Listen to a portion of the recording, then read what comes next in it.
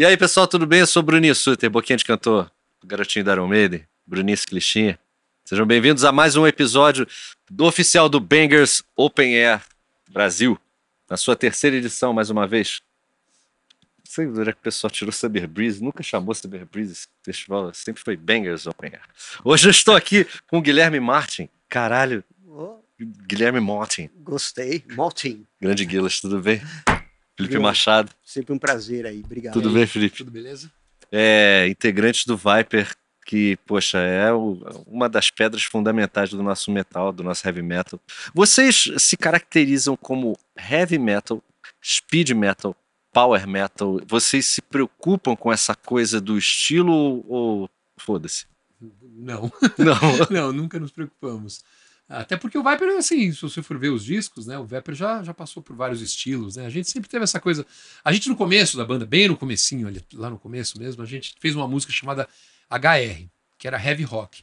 A gente não queria ser heavy metal porque a gente achava que heavy metal era comum, então a gente queria achar um outro jeito. Então a gente achou heavy rock. E daí, para não ficar muito na cara, a gente colocou, vamos chamar a música de HR. Para ninguém o pessoal vai querer saber o que é, um segredo e tal. Então, enfim, mas era heavy metal tradicional e ao longo do tempo a gente foi meio que incorporando outros estilos, né? A gente tinha muito essa coisa de não querer se repetir ao longo dos discos, né? Então acho que definir o Viper, eu acho que seria heavy metal, se você for falar, né, o estilo da banda heavy metal, mas a gente nunca quis ficar muito preso assim a rótulos, né? Acho que no começo, por causa daquele boom de bandas trash que estavam saindo ali, até se rotulava um pouco como power metal, uma coisa assim, né? Por causa da batida, né? Muito da batida, muito né? Por causa da batida. Mas também concordo com o Felipe, acho que até pela inquietação do Pete como compositor, o Viper virou um negócio, uma massa. O Pete... É até engraçado dizer, só antes de te interrompendo, desculpa, o power metal, assim, é um termo que ele estava começando meio na época, ainda não existia muito, assim, né?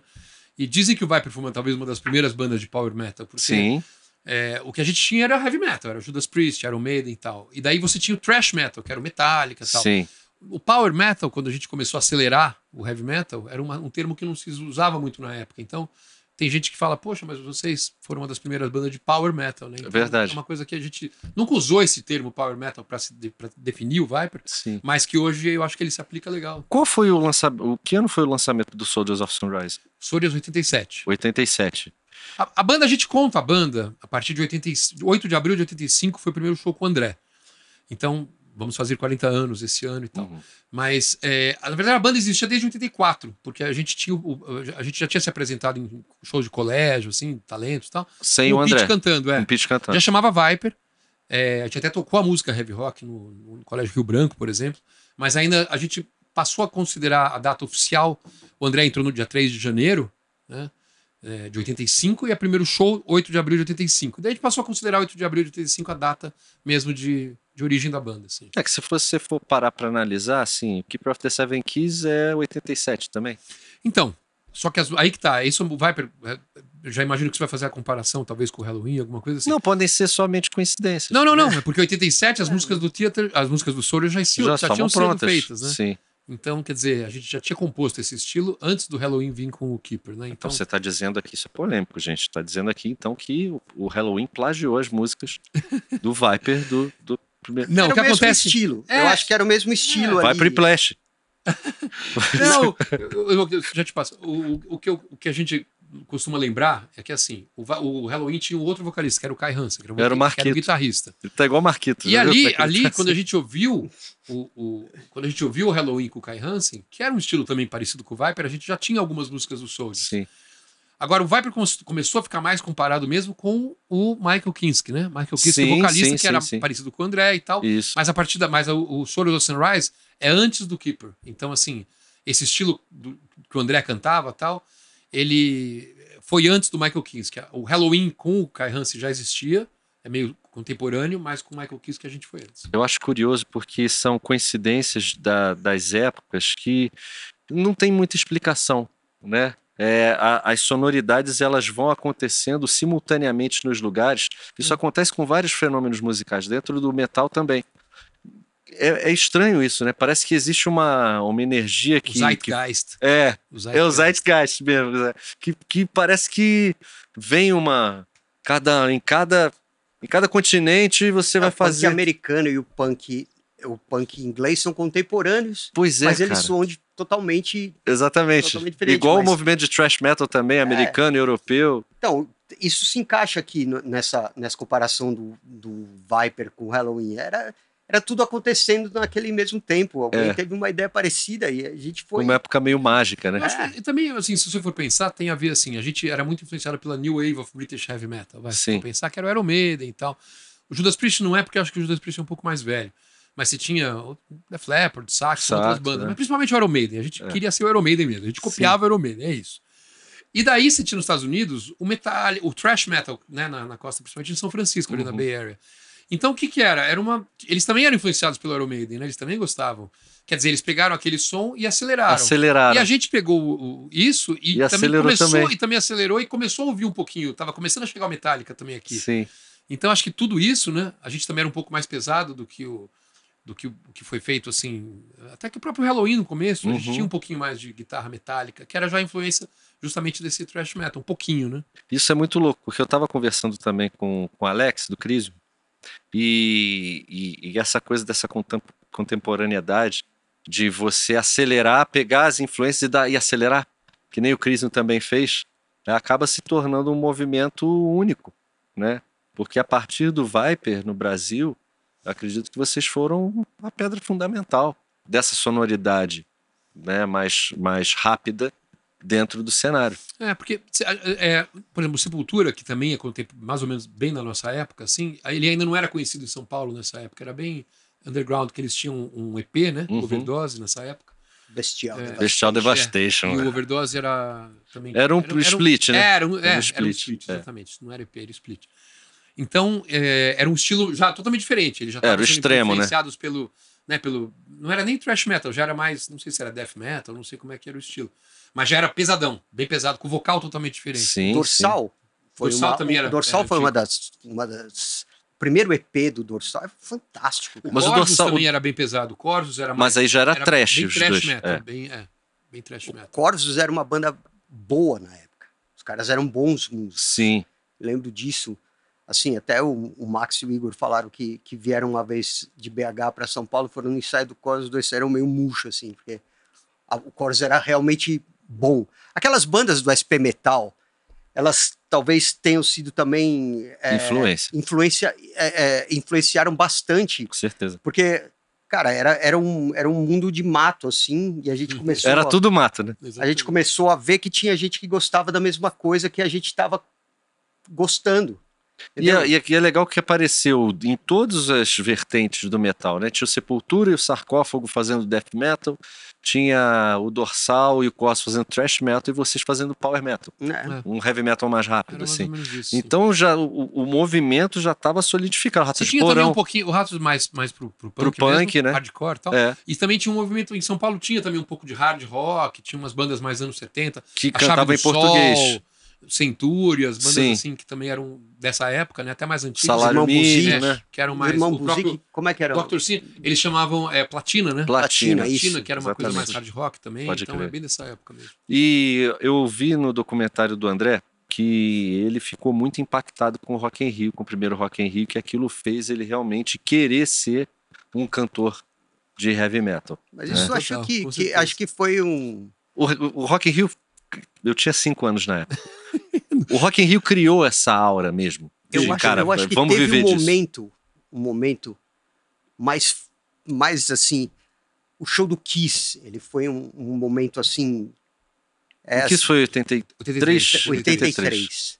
Foi aqui em São Paulo, né? O Kiss, São Paulo e Rio. São Paulo e Rio. Que mudou a cabeça. Cara, tinha uns 10 canais de televisão e todo mundo assistia as mesmas coisas. Domingo só tinha o Fantástico. E, passou o clipe de I Love It Loud. Todo mundo assistiu o clipe de I Love It Loud na mesma hora. Que incrível, cara. Eu acho que realmente o Kiss foi um momento desses que mudou tudo. E o Kiss, na verdade, nos fez... A gente já ouvia música, já ouvia rock, mas principalmente a gente ouvia Led Zeppelin, Black Sabbath, Beatles, assim, Rolling Stones. Os clássicos. Né? Mais clássicos mesmo. Meus pais tinham discos, a gente, né, o Pete e o Ives, eles estavam começando a frequentar o colégio, tinha uma discoteca no Rio Branco que você podia pegar discos emprestados. Então o Pete pegou do Led Zeppelin, então a gente começava a ouvir esses discos. Mas com o Kiss, a gente passou a ouvir uma coisa que era mais pesado, assim, né? O Kiss já era heavy metal. E era a época de Creatures of the Night, né? Creatures of the Night. Então, que é um disco bem mais uma porrada, volta né? do Kiss um pouco pesado, porque né? o Kiss pagou uns micos ali no eles flertaram um pouquinho com a disco music ali, né? Não digo que eu gosto de bastante coisa ali, porque eu sou fã de Kiss, mas assim, tipo uns discos que, comparado com o que Destroy Love Gun, assim, decepcionaria alguns fãs do Dynasty pra frente ali. Tô ligado. E depois a gente começou a ouvir muito Kiss e tal. Van Halen, essas bandas assim, que Van Halen também veio pro Brasil, né, em 82, se não me engano. E daí a gente começou a ouvir muito isso, daí quando anunciaram o Rock in Rio. Daí foi uma coisa assim que, tipo, influenciou muito. O Viper, por exemplo, tocava como é que era aquela do Whitesnake? Guilty of Love. O Viper, as bandas que vinham pro Rock in Rio, a gente começou a ouvir também, tocar, tirar as músicas. Daí veio, né, o próprio... tinha Ozzy, né?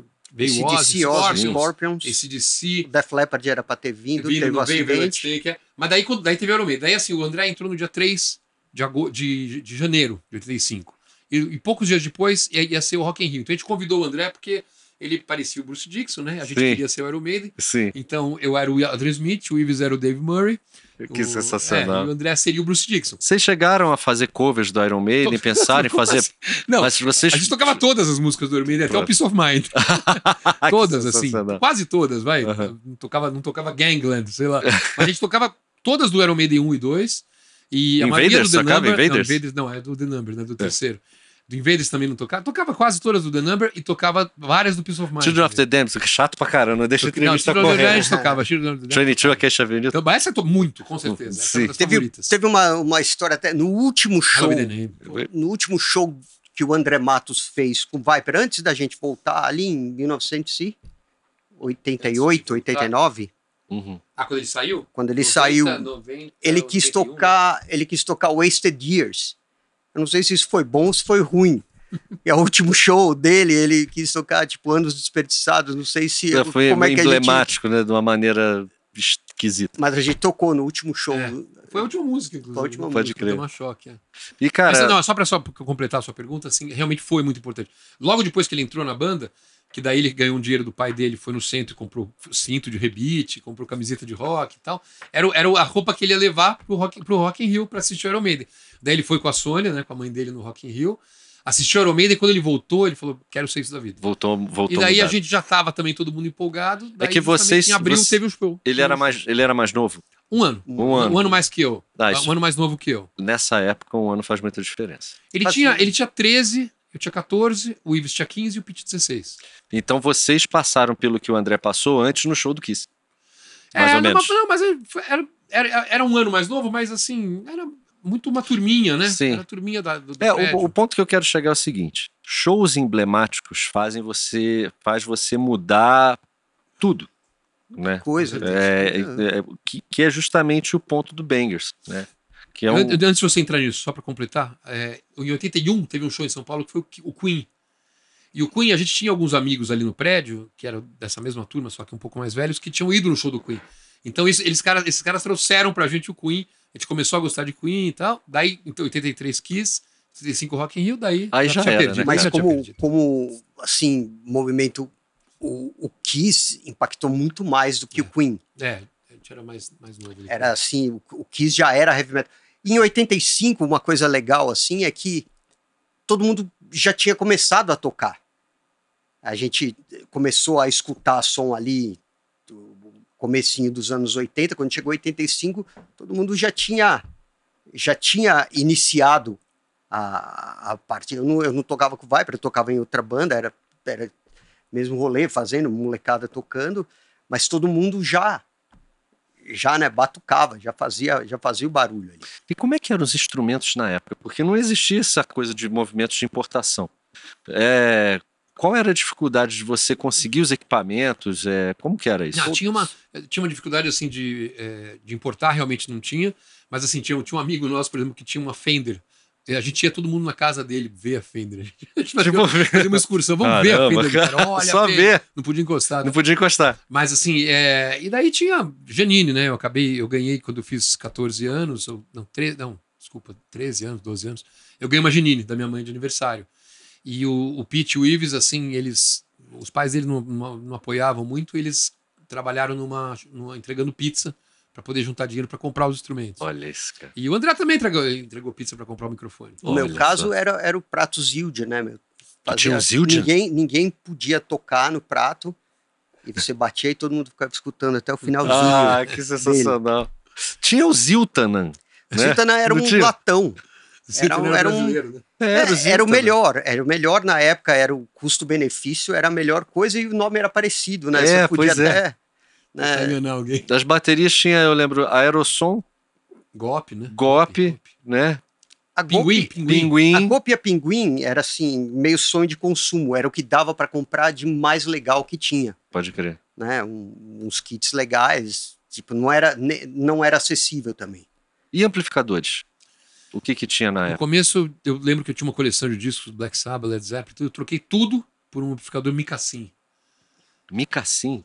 Era um tipo. Tinha os Janines também, que eram Aham. pequenos assim, mas eu tinha um Micassin, que era mais barato. Todo mundo tinha um mic assim. Era um amplificador que era ruim, mas era barato. entendeu? Pode crer. Era um combozinho. Vamos dizer, tinha Era um aquele que alto-falante, tinham várias entradas, não? Tinha umas três. Tinha. Tipo, tinha, microfone, assim. guitarra, A gente ligava baixo. tudo possível. Ligava tudo junto. ali. Tinha 3 entradas e entrava tudo ali. Quando eu era moleque, eu comprei um Ciclotron CPTR Ciclotron. 600, alguma coisa, que ele era uma cabeça que tinha 6 entradas. Tinha 2 Era uma vocal. mesa de Dava pra som. banda inteira. tocar. Exatamente. Era 2 vocal, guitarra, teclado, baixo. Aí tinha, mais pra frente saiu um Palmer. Que era Palmer. Palmer, Pode que crer. era o design dele era mais legal, mas Sim. era ruim também. Eu tinha também. Era o Palmer, ruim. cara. Ele era Pode crer. grande e barulhento. Mas, era ruim. Já vinha com a distorção já embutida já. Que Mas o Summer sensacional. Breeze. Ok. Quer dizer, Summer Breeze não, Bangers. Bangers Eu não Open sei Air. de onde é que o pessoal tirou esse nome Summer Breeze. Nunca foi Summer Breeze, sempre foi Bangers. Bangers Open Air. Deve ter sido algum De onde veio deles. esse nome Bangers Open Air? Do Kid Bengala. Bangers Open Air, o maior festival. Inclusive a gente vai chamar o Kid Bengala para ser o garoto Mas quem que deu o propaganda. nome? Foi Brasileirinhas. Que deu, acho. Caiam de boca nesse festival. Bom slogan. Aí, ó. Aí. Boa. Mande seu slogan, tá bom? Exatamente, o ponto é esse, que grandes shows, grandes festivais mudam a cabeça das pessoas. Como a gente está sempre em constante transformação de gerações, né? Eu estava falando num outro episódio que eu fui na Woodstock no último sábado e tava cheio de moleque, cara, cheio de Uau, adolescente, ótima- cheio de Ótima adolescente. notícia. Isso é maravilhoso, cara. E no Bangers a gente tem a oportunidade de conhecer várias gerações dentro do próprio metal. É coisa que nunca teria acontecido em outras épocas, que tu não podia juntar uma banda de heavy metal com uma banda de death metal. Ou uma Sim. banda de hard rock com uma banda de thrash. Nossa, ia ser um pandemônio. E bandas nacionais com as grandes bandas internacionais que foram nossos heróis. Por exemplo, a gente vai tocar no mesmo dia do Saxon. Com o mesmo equipamento, com a o mesma mesmo qualidade. equipamento, sabe? Isso eu acho uma das coisas mais legais desse festival. É muito Isso. legal, sim. Isso é incrível. E uma coisa que teve na primeira edição, quando a gente tocou, que eu vi que também tinha muita gente nova, muita gente com família. Então, às vezes, o pai quer ver uma das bandas mais antigas, das antigas e tal, mas aí o filho quer ver uma mais nova. Daí E vai pode os mostrar dois, pro pai fazer aquela comunhão, né? e vão os dois, daí um curte, o outro apresenta, né? Então, essa coisa é muito Isso legal. é usual no show do Viper. Legal. Exatamente. Isso é uma coisa que tem acontecido O pai leva o filho. O pai leva o filho e o filho gosta e o pai gosta. Daí o pai conta uma história da época, comprei o seu disco, não sei o quê, e o filho conta outra história de o pai apresentando pra ele. E tudo É muito mais. louco. Eu não conheço um estilo musical que você vê essa mudança de gerações, essa comunhão de gerações. Não, eu acho que o heavy metal também tem uma coisa muito assim da pessoa ter orgulho de gostar. Tem uma coisa que valoriza, assim, né? É uma coisa que tem os estilos, assim, às vezes você gosta de um estilo musical, ele não tá no seu sangue, assim, né? Ele tá. Você gosta, tudo bem, você vai no show. Não sei o quê. É um Mas flertezinho. agora, você ter uma relação assim, pessoal, né? E você querer que seu filho tenha isso também, querer explicar pra ele o que é esse amor, né? É. Uma coisa que o rock tem. Outro dia eu tava zapeando no canal, aquele canal Bis, aí tava passando aquele show do Backstreet Boys com New Kids on the Block. Eles fizeram uma turnê juntando as duas gerações. É recente. E, cara, só tinha as meninas da época, as mães. Só tinha as mães, cara. Milf. Só tinha as MILF. Exatamente, não tinham as filhas. Porque as filhas devem considerar, esse som é meio datado. Esse som não é da minha época, sabe? Então eu percebo isso em outros estilos musicais. Não existe essa renovação do pai querer mostrar pro filho e o filho curtir genuinamente, sabe? A gente tem muito isso. A gente tem um exemplo, assim, que é um casal que sempre tá nos shows, a Joyce, né? O Zion, né? O menino que é o meio que o mascote, assim, um pouco. Um menino novo. E ele gosta muito do Viper, assim, os pais gostam muito e passaram esse amor pro filho, e o filho vai, ele vai, curte pra caramba. Ele vai, todos os projetos que eu toco, ele vai. Olha que legal. Quando eu toco no Zumbis, ele vai. Quando eu toco com o Gordo, ele vai. Quando eu toco com o Viper, ele vai. Ele era mó fã do Pete, cara. Então tem essa coisa de um amor, assim. Isso é... Cara, isso é muito impressionante. Porque os sons, principalmente da música pop, porque a música que é a moda da época vai sumir. Então o pop eu acho que é a referência mais próxima. As bandas pop, elas são de uma certa forma datadas e o público vai junto, né? Claro. Isso não acontece com o metal. Não acontece mesmo, cara. Eu tenho um pouco de medo que isso aconteça um pouco por causa do streaming hoje em dia. Quer dizer, o streaming, quando você tinha, né, uma forma de ter a música física, né? Você tinha um vinil, um cassete ou um CD, você tinha uma maneira mais perene, né? Por exemplo, você guardava a coleção de discos e você dava pro seu filho, né? Tinha um jeito de... Você deixava alguma coisa, uma herança física, né? E hoje em dia eu sinto que isso se perde muito com o streaming. Você, além de não poder deixar nada fisicamente, você também não tem uma cara. Porque o streaming você não sabe quem tá tocando, você não tem uma ficha técnica, não sabe quem tá tocando naquele disco. Você não puxa a capivara. Você não sabe quem que é o rosto daqueles artistas, a não ser que você veja o vídeo no YouTube, né, alguma coisa assim. Então eu tenho medo que a música tenha perdido um pouco esse amor de você respeitar a música como uma forma de arte que você possa passar para os seus filhos ou passar para alguém. Justamente porque você não tem esse meio físico para deixar para alguém, né? Eu acho que isso é uma tendência que vai se renovar e a gente vai conseguir achar essa história. Eu tava falando num outro papo com o Gastão e com o Cláudio Vicentim a respeito do show do Avenged Sevenfold no Rock in Rio do ano passado. E o Avenged Sevenfold já é uma banda que não é da época do físico, né? Do CD e do vinil. Já é o streaming. Cara, eu fiquei muito impressionado e impactado, porque apesar de ser uma banda que eu não conheço muito bem, não curto tanto assim o som, cara, o público tava ensandecido cantando todas as músicas, se bobear até mais do que no show do Iron Maiden. Certo. Ou seja, eu acho que isso é uma coisa nossa. A gente é apegado ao físico, como a gente ainda é apegado à televisão. Muitas pessoas da nossa geração inclusive até já largaram a TV, impressionante. Mas eu acho que isso é uma coisa da nossa geração. Eles estão encontrando formas de se dar bem com o streaming. Não, eu acho que assim, até como ouvinte, é uma coisa muito interessante. Assim, o que eu acho ruim, por exemplo, é que o streaming não paga. As bandas não ganham dinheiro com o streaming. Zero. Mas na época de gravadora também. Não, mas ganhava, claro, $1 por disco. Pô, isso aí era histórico. $1 por CD. No meu apartamento, pô. Agora, uma coisa que, então, não só essa parte do streaming não paga as bandas, eu fico com pena. A gente já tem uma banda que está há muito tempo, mas bandas novas, por exemplo. Como é que essa banda vai conseguir se manter se ela não começa ganhando nada, né? Mas outra coisa é que assim, então, por exemplo, eu estava conversando com a minha filha, que é dessa geração nova, e daí tava tocando uma Miles Davis, e eu falava assim, olha, daí eu ficava pensando, quem que é?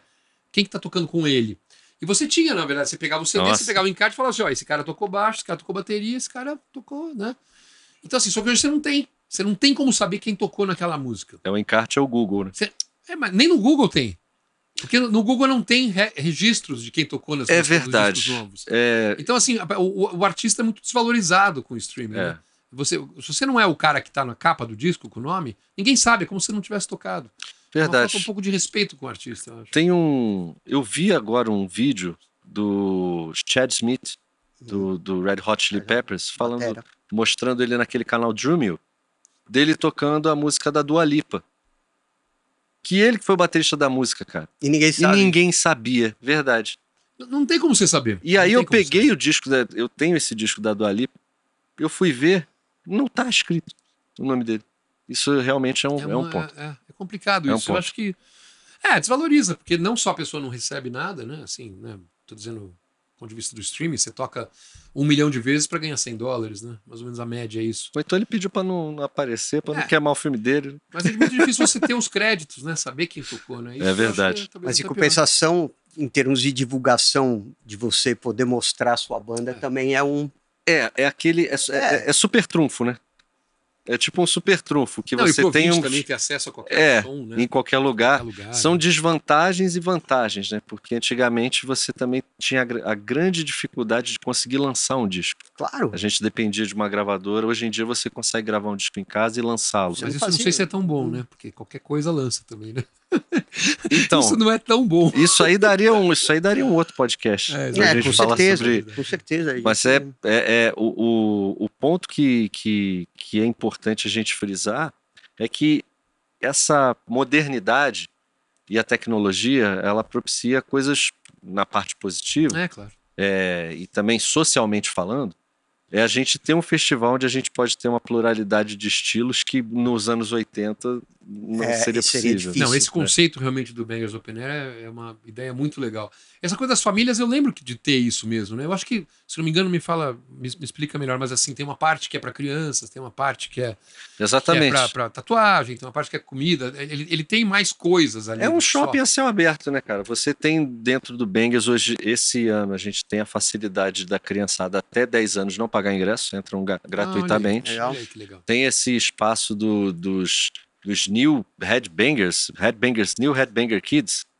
New Headbanger Kids. Ó, viu? Esse aí você vai. É um espaço exclusivo para Old criançada. Headbanger Kids seria meio O difícil. Old Headbanger Kids aí é tipo a Aí criança seria a gente. interna que está. Seria a gente. Que é a gente, né? Que a gente Mas já daí você não vai 17 poder anos. usar seu slogan do grande festival para as crianças. Não, Aí pode. tem que, ó, censurado, Bangers. censurado. Ah, fala que é o tio. Esse é o tio Kid, ele é legal. Kid Rock.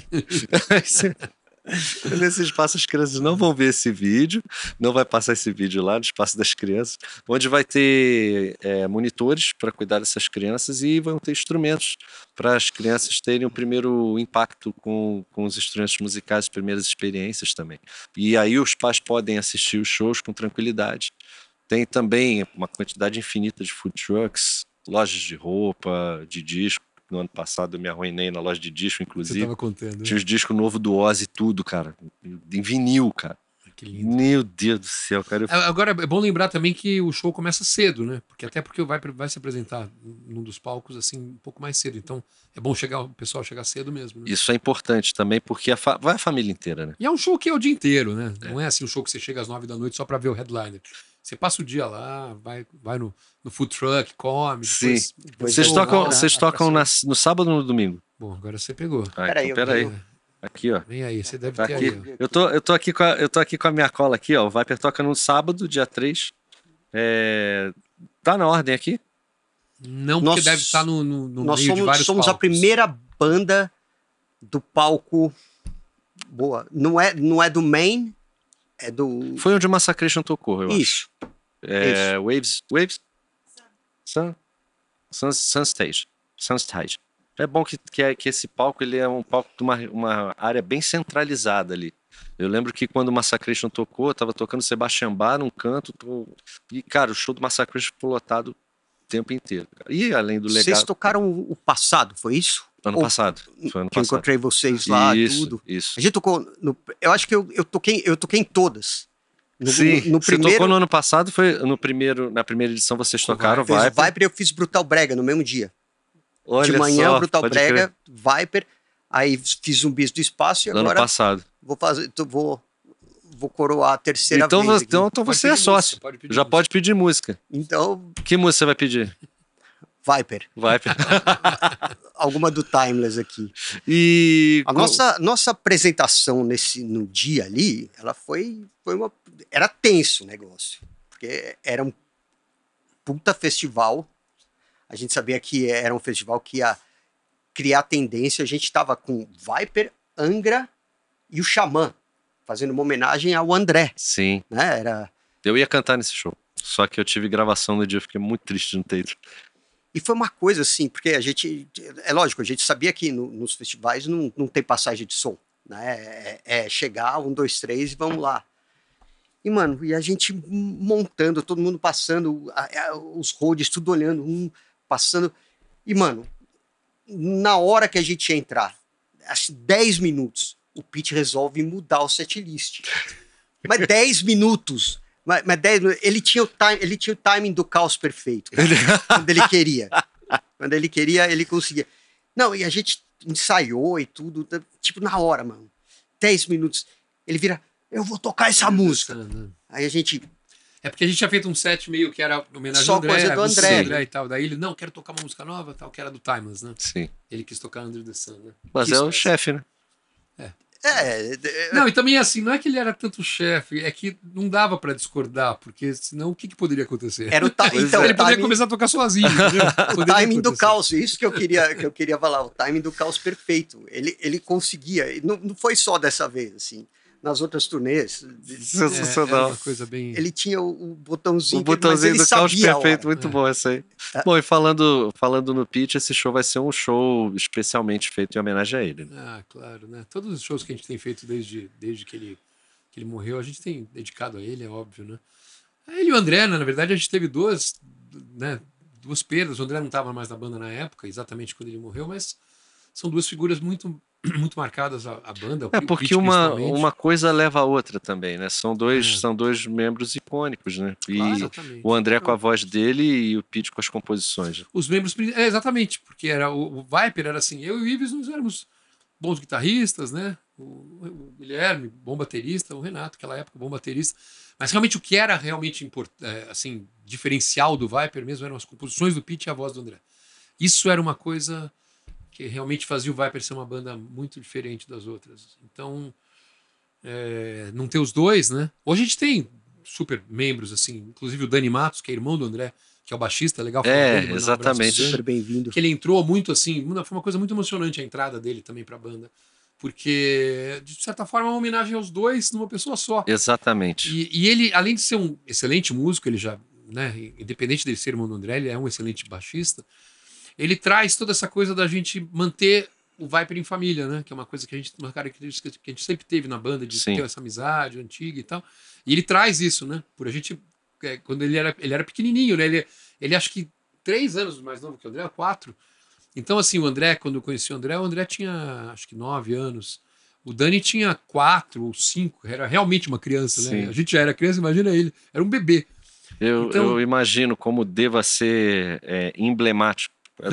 Da mesma forma quando o Fausto morreu. Você teve também no isso, Hermes e Renato, exatamente. O Franco assumiu o lugar do Fausto. Então, quando a gente vê o Franco, é como se fosse um alento, né? Então, acredito que seja de uma certa forma parecido ver o Dani ali. Então, ele sintetiza muito bem as duas presenças, né, cara? Uma coisa muito...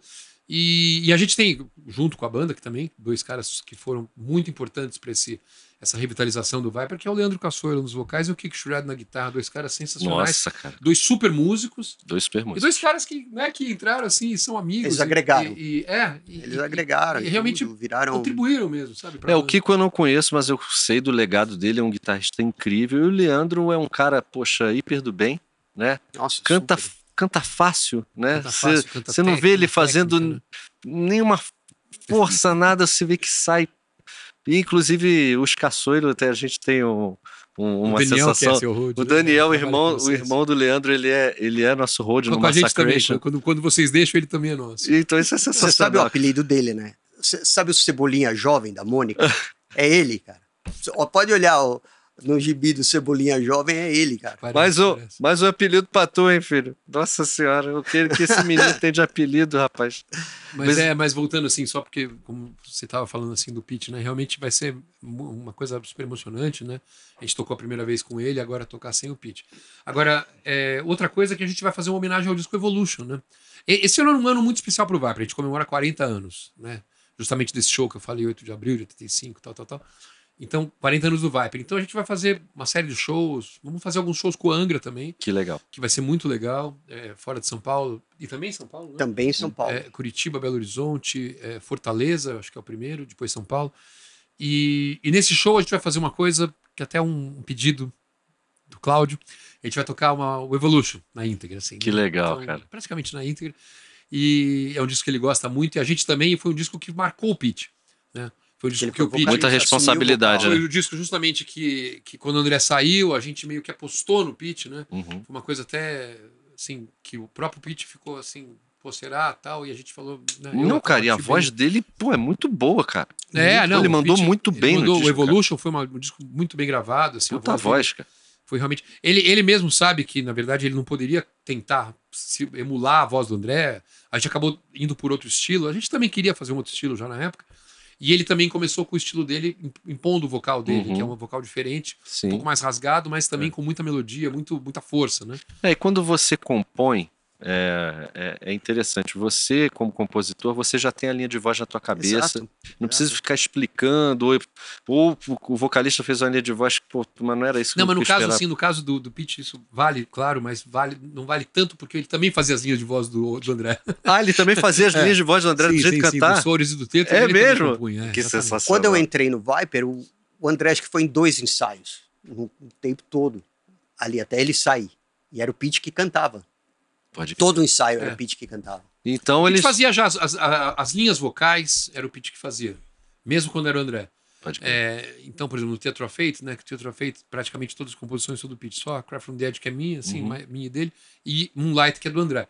Mas ele chegou no estúdio, assim, do Theatre of Fate, já com todas as partes prontas, assim, até os arranjos da bateria. Olha isso. Que a gente teve o Val Santos também participou desse processo, mas ele falava, Val, faz isso, pá, e trazia os riffs de guitarra, os solos não, porque ele não tocava bem guitarra, assim. Mas os riffs, ele também fazia os riffs, muitas vezes, assim, a parte cantada, os arranjos do vocal. Depois o André acabou colocando a parte de orquestração, assim, o André e ele meio que bolaram juntos, o André que escrevia, né, porque o André conhecia melhor essa parte. Mas o Pete fazia praticamente tudo, inclusive a parte vocal, então ele era muito confortável. Então quando o André saiu, a gente pensou, pô, mas quem que vai... Tem que ser o Pete. A gente saiu tentando procurar vocalista, pô, não tinha, né? Igual o André não tinha, não tem até hoje. Difícil, até hoje difícil. Mas, e daí a gente pensou, não, mas o Pete, pô, faz sentido, porque ele canta com mais emoção, né? Ele é o compositor principal, já tá tudo em casa. E menos um cachê. Uma solução caseira. E a gente brinca que a gente fez o caminho contrário do Iron Maiden, né? A gente tirou o Bruce Dickinson e colocou o Paul Di'Anno. Pode crer. Sensacional. Pessoal, a gente tá chegando próximo ao final, tô me sentindo Jô. Sério? Pô, mas tá tão rápido. E passa rápido, né, cara? Quando o papo é bom. Guilas, como é que estão os projetos além do Viper? Você é um baterista bem requisitado. Né? Tô tocando bastante, cara. Assim, eu sempre fiquei muito tempo fazendo turnê com outras bandas e dessa vez eu quero trabalhar para mim. Claro. Eu tenho muita vontade daqui a pouco eu tenho 60 e tantos anos, ficar batendo bumbo ali, meu, não é fácil. Então eu quero trabalhar, quanto mais eu puder tocar, gastar essa minha energia que sobra aqui fazendo projetos legais de música, pô, Viper é a minha casa. Eu tenho Zumbis do Espaço, que é uma banda que eu gosto muito, os caras são meus amigos ali, e eu toco com o Gordo no Brutal Brega. Que é sensacional, Sensacional. Cara. Eu tenho Toy Shop, que eu quero dar uma mexida aqui, uma mexida ali, não dá para mexer muito, mas o que eu puder fazer, assim, de música, eu vou estar me dedicando daqui até quando eu não aguentar mais. Aí. É bom, né? Viver do que ama, né? Agora eu quero fazer um pouco para mim. Tá certo. Felipe Machado, além de ser um exímio guitarrista, agora é um consultor que está de terno e gravata nas redes a cabo do Brasil. Conta um pouquinho disso pra gente. Na verdade, assim, isso que o Guilherme falou, essa coisa de tocar, né, é uma coisa muito importante a gente fazer, né, assim, o Viper também, minha banda, fundei lá atrás, uma coisa que eu amo, né, tem uma coisa muito a ver com a minha vida. Eu vou lançar um outro projeto também com um amigo meu que chama Silver, com um amigo meu, Rodrigo, Cerveira, um EP, algumas músicas que a gente fez junto, assim, também. Então, eu tenho um projeto solo, que às vezes, né, que de vez em quando eu lanço uns discos, eu lancei um disco chamado Primata, em português, que eu canto. Então assim, essa parte de tentar fazer a música é mais ou menos como ele falou. A gente é muito inquieto, né? Exatamente, quero, né, fazer muita coisa, gosto de me expressar nessa área musical. E tem essa coisa do jornalismo. O jornalismo é uma coisa que também sempre me acompanhou, né? A literatura também, eu tenho os livros e tal. Você lançou o livro Palavra de Homem, lá na época que você foi lá no meu programa na Kiss, eu lembro disso. Foi 2019, não foi? Palavra de Homem eu lancei em 2019, era uma coletânea das minhas crônicas no jornal Estado de São Paulo, né, Sim. Estadão. Eu lancei recentemente um livro chamado La Fiesta de los Vivos, que é um livro de fotografias que eu fiz no México, né, sobre o Dia dos Mortos. Então também eu sou muito agitado nessa área, né? E no jornalismo, como se falou, eu agora sou analista de economia e negócios no canal CNBC, que Olha no isso. Brasil é um canal americano que está no Brasil. E assim, essa coisa, bom, mas que tempo você descansa, tal? Eu não sei se eu tenho muito tempo de descanso, mas eu gosto de me envolver em muitos projetos. Assim, eu tento fazer o meu tempo, eu consigo administrar relativamente bem o tempo para conseguir fazer tudo que eu gosto, que eu quero fazer. É a receitinha do Bruce Dickinson, né? Você nunca tá satisfeito com o que tem para não se tornar uma coisa enfadonha e tá sempre fazendo coisas novas para a música ser sempre um combustível, né? Pra ter pra onde voltar. Não, assim, eu acho que é legal você ter uma vida com vários desafios, assim. E, claro, lá é uma outra coisa, né? Como você falou, é uma outra pegada, é uma coisa mais séria, é o jornalismo. É o Bruce Banner. É uma coisa mais. Os caras vão, claro que quem. É o Clark Kent. Mas até porque Do óculos, e tal. Mas é uma coisa que eu gosto também, porque eu sou viciado em notícia, viciado em jornalismo, né? Meu pai já morreu, mas meu pai e minha mãe, os dois eram jornalistas, eu cresci numa família de jornalistas, então sempre, para mim é uma coisa normal ter o jornalismo na vida também, então é uma coisa, a gente gosta e vai fazendo os projetos, o Guilherme tem vários grupos, eu tenho essas outras coisas na vida. Então, né? como você é consultor de economia num canal americano, na banda você também é o cara que cuida das finanças da banda também? Eu sou, mas não é por isso, não. Não, é por... Na verdade, você vai aplicar no Bitcoin? Não? Aplicar, a gente não tem muito que aplicar. A gente não tem muito... Porque a gente reinveste tudo. Exatamente, na banda, viu? É lógico. Não, mas eu acabei ficando com essa coisa porque, foi sobrando pra mim, entendeu? Sempre assim. Mas né, mas a banda é uma coisa que então, a gente tem muito amor, né? O Viper é uma coisa que, além de dinheiro e tudo mais, né? Essa coisa é uma coisa que a gente tem muito amor por toda a carreira da banda, né? Todo mundo, os músicos que são hoje, né? Não é só uma coisa de tocar no Viper por tocar, por ser uma banda de rock, uma banda conhecida, porque as pessoas amam mesmo ali, amam a história da banda e temos muito respeito, né? Por tudo que foi feito pela banda, então... É um legado muito icônico. É uma banda, acho que tem a sua importância no rock brasileiro. Porra, tem muito. Rock até mundial, vamos dizer assim, um pouco, né? Mas eu acho que... E vai ser uma honra a gente tocar no Bangers, né? Porque a gente vai poder mostrar justamente isso. Como eu falei, a gente estava falando que a gente vai tocar músicas do Evolution, também vou tocar os grandes, assim, as outras mais conhecidas, né? Também, mas vai ser um show muito especial, então, pô... Eu acredito que, cara, fica meio difícil você saber qual que é a música de maior sucesso do Viper entre Rainbow Maniac e Living... Eu não sei. Exatamente, e são duas que são totalmente uma fase André, exatamente. Fase Pete, né? Então vocês conseguiram colocar na placa ali dois grandes sucessos que acredito que tenha sido um grande feito, né? Isso que é legal, muito legal da história do Viper também, porque estamos falando muito do Pete, mas eu acho que é verdade isso, mérito muito dele, né? De todos, mas dele principalmente. As composições do Viper são músicas que ficam. Sim. Então você tem essas duas, a Living for the Night, a Rebel Manic, mas você também tem Evolution, você também tem Dead Light, você tem Prelude to Oblivion, você tem To Live Again, você tem as novas, Timeless, Under the Sun, que são músicas também que viraram também, que hoje são muito cantadas nos shows. Então, mais do que assim uma banda de sons, de riffs, são bandas de hits, de canções mesmo, né?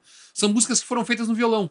Exatamente. Violão aqui, isso faz toda a diferença, cara. A composição toca e tem aquela coisa de... E a música, ela fica em você, né? Não é aquela música que passa batido, né? A música foi pensada. Na época do Timeless, a gente teve bastante oportunidade de compor com o Pete, de ir para estúdio com o Pete, ver ele compor de novo, foi uma coisa fantástica. O cara tem todos esses insights que a gente vê nas músicas aí, o negócio sai, assim, de repente do cara e fica marcado. E vai ficar, né, cara? É o legado dele. Foi quando o André partiu, uma coisa que eu coloquei na minha cabeça. Vai um ídolo, morre um ídolo, mas nasce uma lenda, né, cara? Porque o que fica é a obra, né? E eu vou falar uma coisa, hein? O Sepultura tá fazendo a turnê final, o Angra tá caminhando para fazer a turnê final e a gente ainda não parou a gente ainda não pensou nisso, hein? Vamos lá, vamos segurar a peteca aí.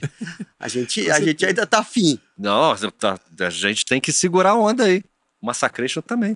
Porque a gente é feito de metal. É. Metal is our life. Ó, Guilas, prazer. Viu, velho? Obrigado mais uma demais. vez, Felipe. Obrigado sempre. Pode contar com a gente sempre aqui, viu? Obrigado, cara. Agradeço muito. Uma realização de Consulado do Rock. Esse foi mais um episódio do nosso podcast oficial do Bangers Open Air 2025. A gente se vê no próximo episódio. Valeu.